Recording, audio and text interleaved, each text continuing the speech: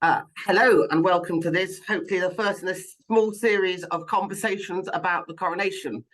My name's Richard and I'm a Church of England church warden in Leicestershire, and I'm talking to my good friend Michael, who is on the Isle of Man. We often have these little chats about things that interest us, so we thought that maybe you'd like to listen to some of the things we have to say about the coronation, because we're both getting quite excited about the coronation. I did a talk in church yesterday about the coronation's history and its symbolism. How about you, Michael? What have you been doing to get ready for the coronation? Well, Richard, I have received quite a few gifts because people know I'm interested. I'm particularly taken with this amazing coronation tea cozy.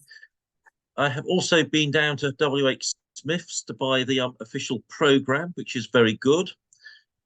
Finally, I've been working on my parish magazine. I thought we'd have a special coronation issue, something which would flag up the links between the Isle of Man and the coronation.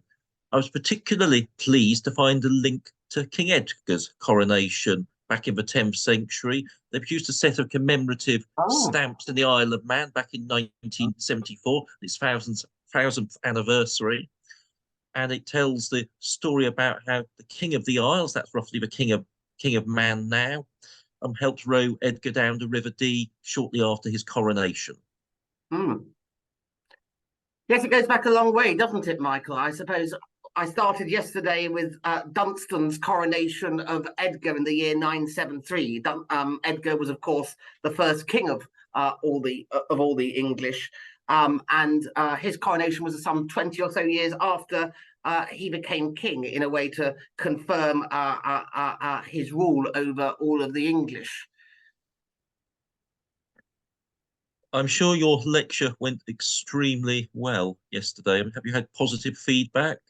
Well, yes, it was all embarrassing. I got a big round of applause yesterday, and then somebody was kind enough to mention it in the notices this morning, and I got another round of applause in church. But so I think it was well received, and we had a good soup lunch afterwards. Great. I mean, I know you and I have been to quite a few lectures recently. I was very taken with that one by Ian Bradley when he said the medieval aspects of a coronation, things like the spurs, the swords, he thought would speak to a generation brought up on Game of Thrones.